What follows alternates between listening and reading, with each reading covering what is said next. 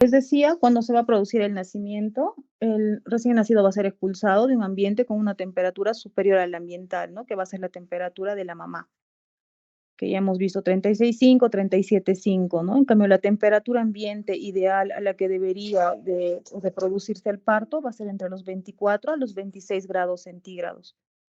Entonces, como a consecuencia del nacimiento, se va a producir un enfriamiento rápido y la velocidad de este descenso de la temperatura va a depender de las condiciones que nosotros le brindemos al neonato.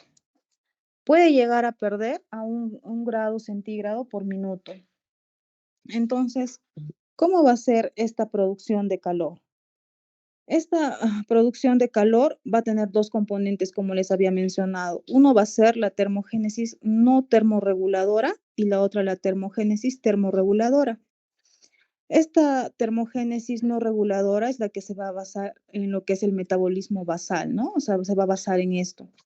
En la actividad y la acción térmica de los alimentos. Solamente va a usar esto para la termogénesis no reguladora. En cambio, cuando vas a la termogénesis termorreguladora o termogénesis química, acá lo que va a actuar va a ser el mecanismo de la grasa parda que va a tener el recién nacido o el estrés térmico. Es decir, acá ya se va a dar un consumo de lo que es la glucosa y el oxígeno para producir calor. Acá ya va a haber este consumo, ¿no? O sea, ya intervienen otros factores para que el recién nacido pueda producir calor. Entonces, en caso de que se dé el enfriamiento, ¿qué posibles consecuencias nos puede traer? Va a aumentar el consumo de oxígeno, lo que va a ocasionar hipoxia, acidosis, o sea, una disminución del pH. ¿Y cómo se va a manifestar en nuestro neonato? Puede ser que al inicio presente desaturación, es decir, requiera oxígeno, y sea simplemente por el enfriamiento, no porque tenga ninguna patología respiratoria o cardíaca asociada. Puede haber un aumento de consumo de glucosa, como ya hemos mencionado acá, ¿no? En la termogénesis termorreguladora. Entonces, qué va a pasar acá? Va a haber una mayor liberación del ácido láctico y por consiguiente puede llevar a una hipoglicemia. En los que son prematuros, que ya tienen de por sí el déficit de surfactante, puede aún disminuir más esta producción de surfactante. Y como sabemos, esto que va a ocasionar un colapso alveolar. Entonces, vamos a hablar de lo que es el ambiente térmico neutro, que es lo ideal, lo que nosotros deberíamos de lograr, ¿no? Esto se va a definir como el rango de la temperatura ambiente, dentro del cual la temperatura corporal va a estar dentro del rango normal. Es como les decía, ¿no? Lo que nosotros vamos a tener que brindar al neonato, las condiciones ambientales. En este ambiente térmico neutro, el gasto metabólico va a ser mínimo, porque no va a tener que adaptarse de otra forma, no va a haber consumo de glucosa, de oxígeno. Esta termorregulación se va a lograr solamente con los procesos físicos basales, ¿no? O sea, no va a requerir de otra intervención y no va a haber control vasomotor. Entonces, ¿cuáles van a ser los mecanismos por los cuales va a haber pérdida, sobre todo, ¿no? De lo que es el calor en el recién nacido? Existen cuatro modos: el de conducción, convección, evaporación y radiación, ¿no? Esto lo tienen que saber, chicos, sí o sí, porque es lo que van a ver día a día cuando atiendan un parto o estén presentes en una cesárea o en el mismo ambiente de alojamiento conjunto del hospital, ¿no? Entonces, la conducción, ¿cómo va a ser? Este va a ser, la pérdida se va a dar cuando va a estar en contacto con el recién nacido una superficie fría, ¿no? Pues más nos vamos a enfocar a la pérdida, no tanto a lo que es la ganancia de calor. Entonces, si nosotros, por ejemplo, ¿no? Ya nace el recién nacido y nosotros lo atendemos y no tenemos nuestros objetos precalentados. ¿A qué me refiero a esto? Por ejemplo, la balanza está fría, ¿no? No tiene, no sé, una sábana, no está precalentada. O no tenemos colchones que puedan mantener caliente al recién nacido. O vamos a auscultar y nuestro estetoscopio tampoco está caliente, ¿no? Entonces, ¿cómo podemos prevenir? Tenemos que valorar la temperatura de los objetos que van a estar en contacto con el recién nacido, lo que llamamos precalentar. De esta forma, si nosotros no logramos tener esto, vamos a tener una pérdida por conducción. Por convección, me voy a referir a aquella pérdida o ganancia de calor corporal hacia una corriente de aire o agua, ¿no? Que envuelva al recién nacido. Por ejemplo, ¿no? Acá puede ser, si por alguna razón yo voy a realizar una inmersión al agua del recién nacido, por ejemplo, si es que es un recién nacido que es hijo de una mamá que tiene HIV y ha sido un parto vaginal. Entonces esa es una indicación para que yo tenga que bañar a este recién nacido. Entonces tengo que tener mucho cuidado con la temperatura. También nos menciona acá evitar las corrientes de aire, ¿no? Que se debe calentar también el oxígeno. Nuestra sala de partos debería estar también con las puertas, ventanas cerradas, ¿no? Por evaporación, ¿cómo va a ser esta pérdida? Va a ser cuando va a estar asociada sobre todo con lo que es la piel y el tracto respiratorio, ¿no? Siempre y cuando, por ejemplo, esté en una incubadora y yo no le brinde la humedad necesaria. ¿Cómo puedo evitar esta pérdida por evaporación? Va a ser con el secado de la piel, ¿no? Como vamos a ver cuando realicemos atención inmediata del recién nacido, nosotros tenemos que, ni bien nace el bebé, tenemos que proceder al secado de esta piel, ¿no? Y mantenerlo seco. El uso de incubadoras también si es que es un bebé prematuro. Y si es que es un bebé que está sometido a algún tipo de ventilación mecánica o oxígeno, tiene que estar humidificado y caliente este aire. La pérdida por radiación va a ser esa pérdida de calor corporal hacia un objeto más frío, pero que no está en contacto directo con el recién nacido, ¿no? Es diferente a este de conducción o el de convección o el de evaporación, ¿no? Claramente se diferencia acá, no está en contacto, ¿no? Entonces, es decir, acá van a ser los objetos que van a estar más cercanos al neonato.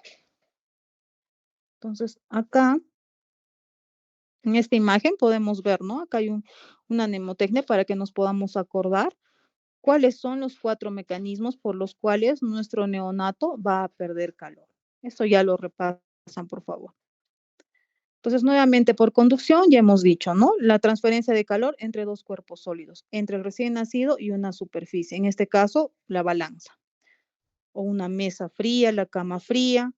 Convección, la transferencia de calor por las corrientes de aire o el agua, ¿no? Es raro lo del agua, pero sí se puede presentar, ya les dije en qué situación. Entonces, en toda sala de partos o en sala de operaciones se debería de tener las puertas, ¿no? Tendrían que estar cerradas.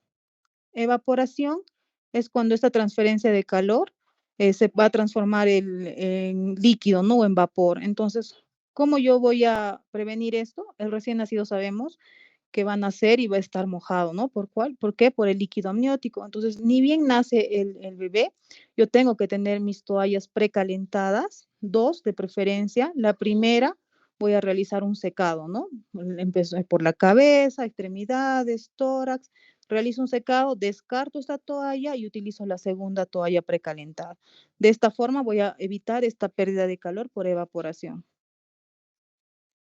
Radiación, ya hemos dicho, ¿no? La transferencia de calor por medio de las ondas infrarrojas desde la piel caliente al medio ambiente, pero acá no va a haber un contacto directo, ¿no? Van a ser por las estructuras o superficies que estén cercanas, pero no en contacto directo con el neonato. ¿Cuáles van a ser los factores que van a estar relacionados con el riesgo de alteración en esta termorregulación? La edad gestacional. Como sabemos, a menor edad gestacional va a aumentar estas pérdidas. ¿Por qué? Primero, por la postura que como acabamos de ver, este es un recién nacido prematuro y este es un recién nacido a término, ¿no? Como vemos acá, primero es un recién nacido, obviamente si es prematuro, no tiene mucha cantidad de grasa parda, está adelgazado. Entonces, la grasa parda también nos protege, ¿no? De evitar las pérdidas del calor.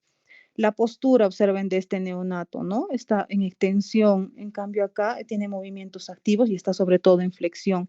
Esta es la causa por lo cual el recién nacido prematuro sí tiene mayor pérdida de calor. La hipoxia, hipoglicemia, ¿no? También, porque como hemos visto, estos son de alguna forma los mecanismos que van a compensar a que no se produzca esta pérdida de calor. La presencia de anomalías congénitas va a depender, ¿no? ¿De qué anomalías? Por ejemplo, acá observamos, ¿no? Un onfalocele o gastrosquisis. Acá no hay protección por la piel, ¿no? Entonces va a haber mayor pérdida de calor. Daño del sistema nervioso central, también, ¿no? Obviamente igual los bebés que tienen afectación neurológica también van a tener ese tipo de postura, ¿no? Van a estar en extensión. La sedación y la respuesta sudomotora, ¿no? También va a depender eso, si es que vamos a sedar a nuestro bebé. ¿Cuáles van a ser los signos que yo voy a encontrar cuando va a haber una alteración en esta termorregulación? Vamos a tener los signos de hipotermia y los de hipertermia. Los de hipotermia, que es lo que más nos importa, ¿cómo yo me voy a dar cuenta que este recién nacido está siendo afectado por hipotermia? Obviamente, si voy al tacto, voy a sentir que el cuerpo va a estar frío. Pero al examen físico, ¿qué puedo encontrar? Puedo encontrar una cianosis central o una acrocianosis. ¿Alguien sabe en qué se diferencia esto, la cianosis central de la acrocianosis?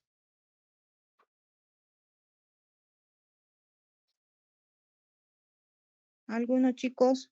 A ver, voy a preguntar.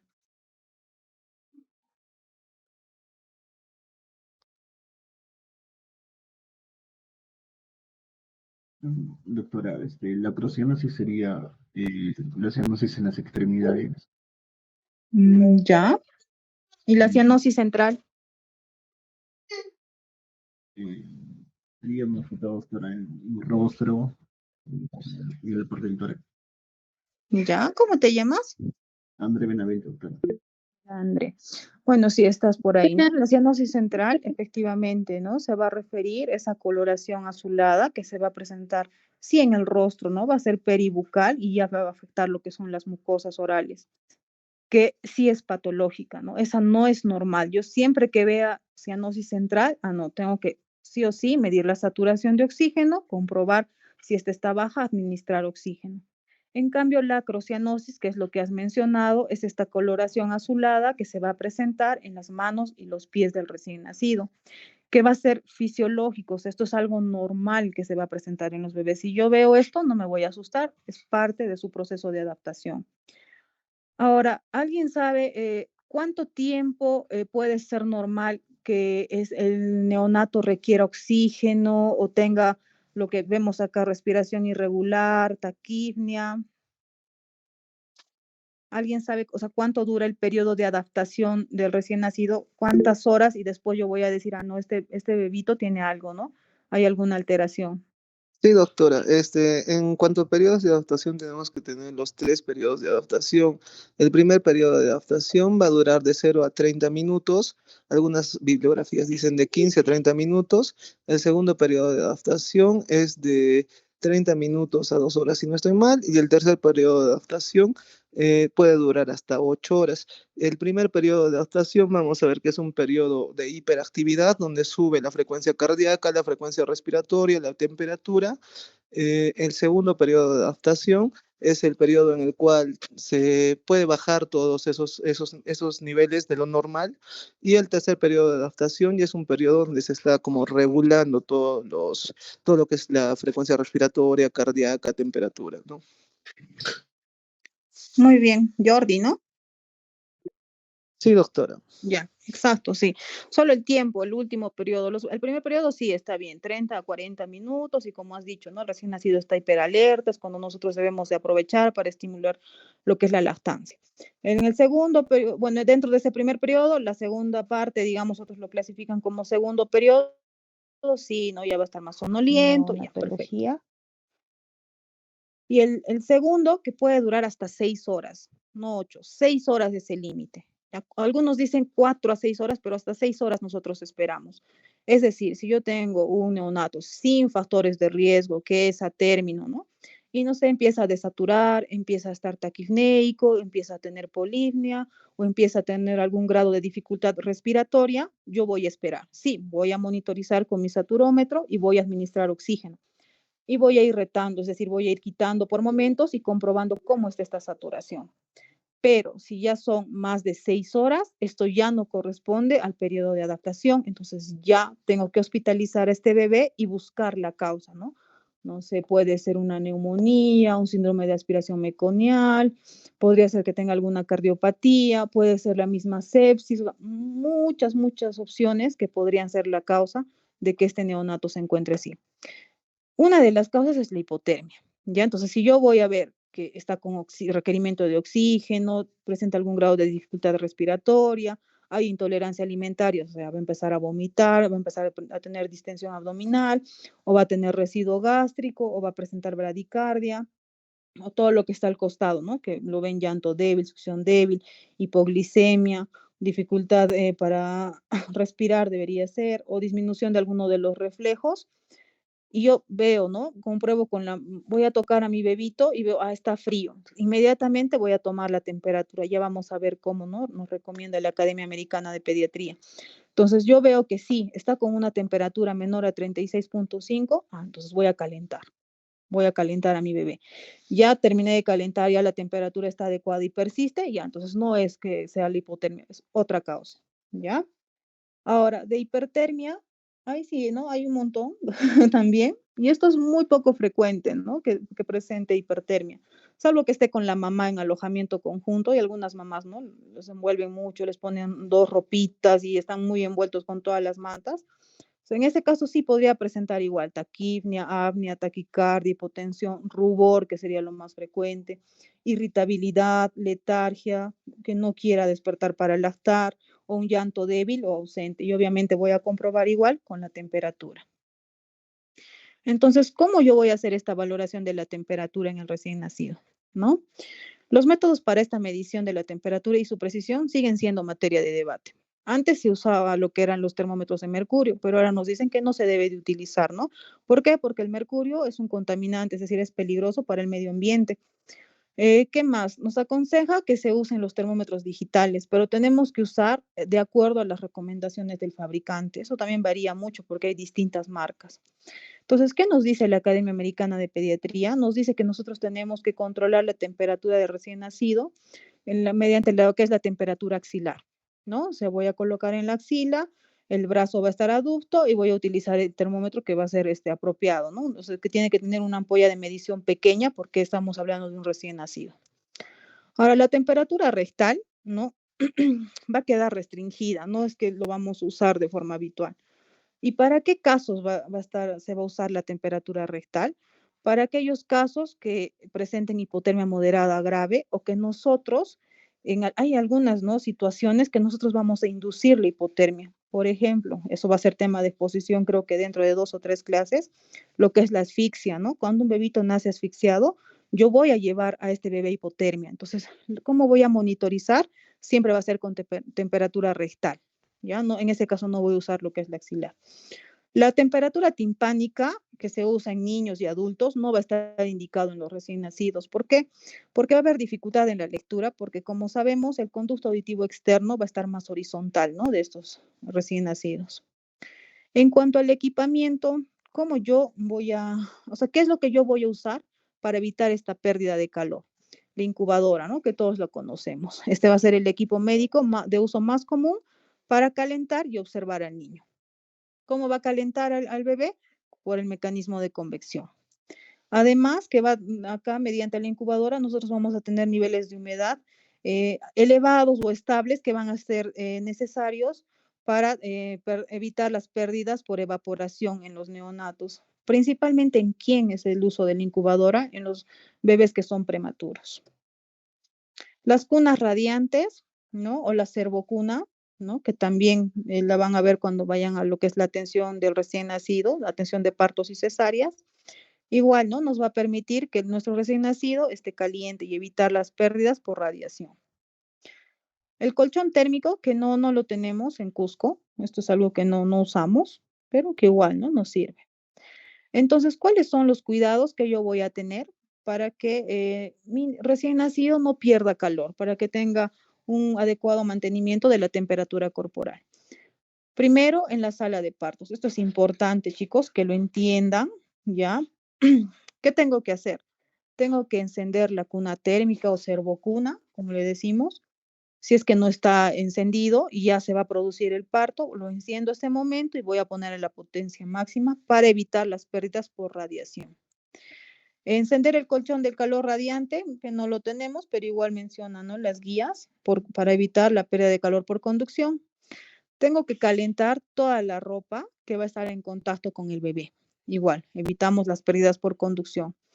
Las puertas no tienen que estar abiertas, tienen que estar cerradas, ¿no? Porque si no, igual se van a producir las pérdidas de calor por convección. La temperatura ambiental, lo que les decía, ¿no? En sala de partos es entre 24 a 26 grados centígrados. Eso también lo tienen que tener claro. Esa es la temperatura ambiental que debemos de tener nosotros en sala de partos. o en sala de operaciones. Si el recién nacido a término no puede colocarse encima de la mamá, que es lo ideal, ¿no? Vamos a llevarlo a la cervocuna, ya. Igual, ya hemos dicho, para evitar las pérdidas por radiación. Se va a proceder a lo que es el secado rápido para que evitemos la pérdida de calor por evaporación. Se va a cubrir con una toalla o unas sábanas que estén secas y que estén tibias, ¿no? Eh, como les había explicado, recepcionamos al recién nacido, usamos una toalla, secamos y realizamos el cambio con una segunda toalla. Se debe cubrir la cabeza del recién nacido con la misma toalla y posteriormente se le puede colocar un gorro, ¿no? También, ya esto también es lo mismo de lo anterior, solo para recalcar, en aquellos neonatos que nosotros estemos utilizando oxígeno, este oxígeno tiene que ser húmedo y caliente, ¿ya? Y para evitar estas pérdidas por convección y evaporación. Si están en la cuna, debemos de levantar las paredes laterales, y también podemos realizar lo que son las cubiertas con plásticos de polietileno, que lo vamos a ver más adelante, para los que son recién nacidos prematuros, menores de 34 semanas. Ahora, si el recién nacido es a término, ha nacido en buenas condiciones, puede ser colocado con la mamá y vamos a tener lo que es el contacto piel a piel y ahí vamos a realizar el secado. Esto es lo que les mencionaba, ¿no? Acá vemos un bebito prematuro que va a estar cubierto por una bolsa de polietileno.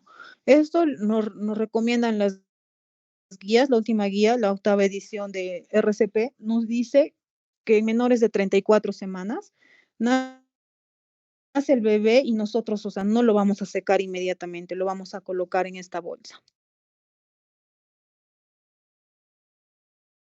¿no? Y está bien, respira y llora, tiene buen tono y está término estrés. Vamos a lograr este contacto piel a piel y vamos a realizar esta Entonces, como conclusión, ¿qué vamos a tener? Que al nacer, el paso del ambiente, preguntas que nos hacemos, el ambiente intrauterino al extrauterino, crea un ambiente térmico que va a desafiar la habilidad de termorregulación del neonato, por lo que hemos mencionado, ¿no? ¿Por qué? Por su inmadurez, ¿no? Estos van a ser más vulnerables, tanto. Y el éxito del proceso de adaptación va a depender de todas las actuaciones que nosotros realicemos de forma correcta y segura. Tenemos que proveer al neonato de un ambiente adecuado que va a evitar la pérdida de calor, ¿no? Eso es lo que ha demostrado que va a ser un factor determinante en la disminución de la mortalidad infantil. Listo, chicos, eso es todo. ¿Dudas que tengan, por favor? El tema es corto, no es. Los escucho. Doctora, hay un término de servocunas y cunas, y aparte está Ajá. ah, bueno, la incubadora, Incubadora. ¿no? La diferencia Ajá. entre servocuna y cuna. Ya. La cervocuna es lo que ustedes van a ver en la sala de partos y en la sala de operaciones. Esta va a tener un foco. Aquí, les voy a mostrar la imagen mejor. Voy a compartir otra vez.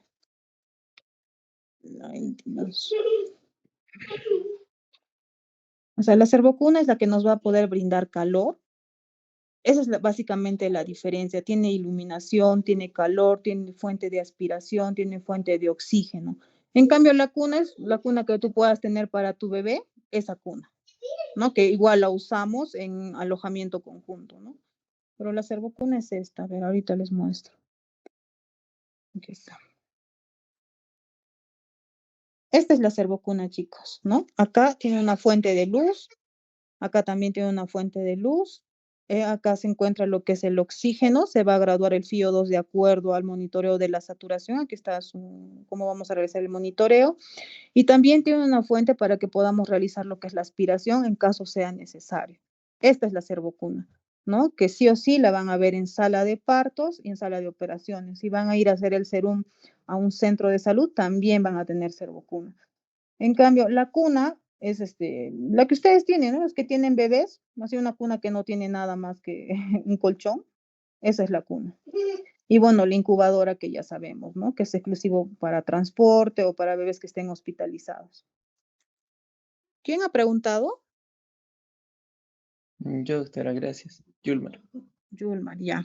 ¿Alguien más, chicos? Doctora, sí, yo tengo una pregunta.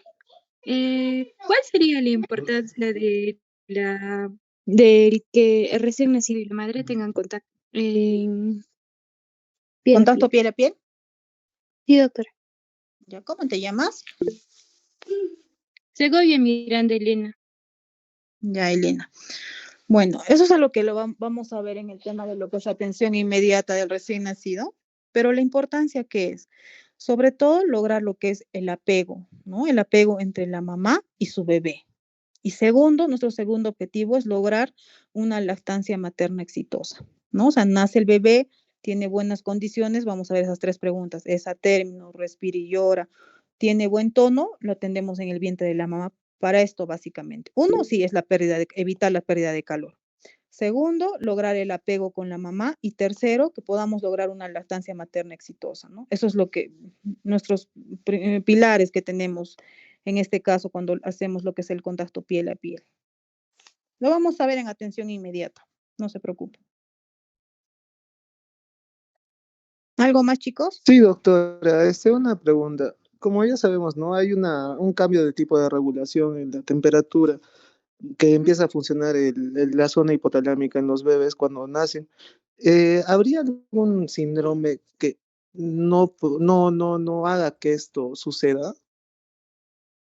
Claro, cuando hay alteraciones neurológicas, sí, puede ocasionar eso, ¿no? O sea, que no va a haber una adecuada regulación de temperatura. Por ejemplo, en aquellos niños que tienen asfixia, ¿no? Al inicio no manifiestan, pero después sí, no hay una adecuada termorregulación.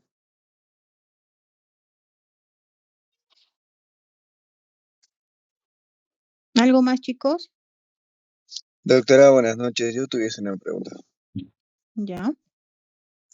Doctora, si ya básicamente se conocen los riesgos de la hipotermia en los recién nacidos, porque es que, por ejemplo, hay algunos reportes de países de medianos y escasos recursos, como Senegal, que dicen que básicamente la hipotermia en neonatos es una causa de muerte muy frecuente que se puede llegar a evitar, no solo con las incubadoras o los dispositivos de calentamiento automáticos, sino también algunas mantas, etcétera, etcétera.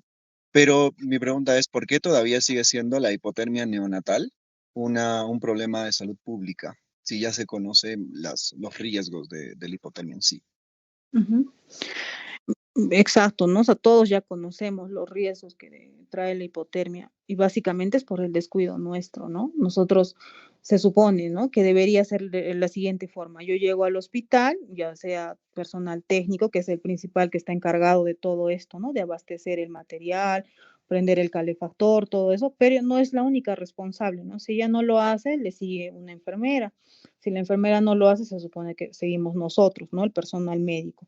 Cuando yo entro a mi turno, ¿qué debería hacer? No, ya, yo estoy a cargo de partos y cesáreas, debería de entrar a la sala de partos y verificar, ¿no? Verificar la temperatura ambiente, ver que el calefactor esté encendido, que tenga toallas precalentadas, que la servocuna también esté encendida. Si es que voy a tener un parto, o sea, ya voy y pregunto, ¿no? A la obstetricia le digo, oye, ¿hay madres que están en trabajo de parto? Sí, doctora, está en 8 de dilatación. Ah, ya está en 8, o sea, el parto ya va a ser pronto. Entonces se supone que yo debería de realizar todas estas medidas, pero no lo hacemos, ¿no? Segundo, si viene una mamá que está en expulsivo, ¿no? Que también es muy frecuente, y al hacer vacuna está bien que esté apagado, pero debería yo de tener mis toallas precalentadas, ¿no? Y ni bien puedas, o si es que esto es algo planificado, como les digo, ya sabemos que tenemos las gestantes, la ropita, ¿no? Del recién nacido también debería estar precalentado. Pero ¿qué sucede? Nos descuidamos, pues, ¿no? O sea, el mismo personal de salud es el que no verifica esto y pasa frecuentemente. O que la incubadora esté malograda, no caliente, la servocuna igual. Circunstancias que pasan que deberían de ser prevenibles, ¿no? ¿Quién Doctora, en pregunta? dado Para caso, anotarte. Mauricio, ¿no? yo, ya doctora, sí, Uriel Mauricio Tagle Vega. Ya, Doctora, en dado caso, pues asumimos también hay protocolos de atención, ¿no? por supuesto. ¿Y por qué si habiendo protocolos de atención que ya asumo que muchos de ellos estarán estandarizados, aún así el equipo multidisciplinario falla? Podríamos decir que sería una negligencia, ¿verdad? Claro, Es una que, falta de comunicación, una falta de coordinación y nuestra responsabilidad también, ¿no? A veces no cumplimos pues lo que tenemos que hacer, pero sí pasa. gracias, doctora. Ya, Mauricio. ¿Alguien más, chicos, para finalizar? Doctora, tenía una duda. Ajá. En relación a los periodos de adaptación, doctora, mi compañero que dio el comentario era, consideraba los periodos según Desmond. Usted nos indicó que solamente vamos a considerar en este caso solo 2 periodos y solo sería hasta las 6 horas, ya no los 3 No te periodos. escuché la Esa última es mi parte. duda, doctora. Eh, si en este caso vamos a considerar solo 2 periodos, porque dijo que solo sería hasta 6 horas, ¿verdad? El Sí. límite. Algunas bibliografías mencionan 3, como lo he dicho. Otros mencionan 2 y el primer periodo lo dividen en A y B. ¿Ya? Pero lo que a mí me interesa que sepan es que el periodo de adaptación normal de un recién nacido es 6ª hora de vida. Pasa la 6ª hora de vida, ya no es periodo de adaptación, ya está pasando algo con este bebito. Eso es lo que quiero que sepan. Pues no puede ser que esté 9 horas, esté con, no, está,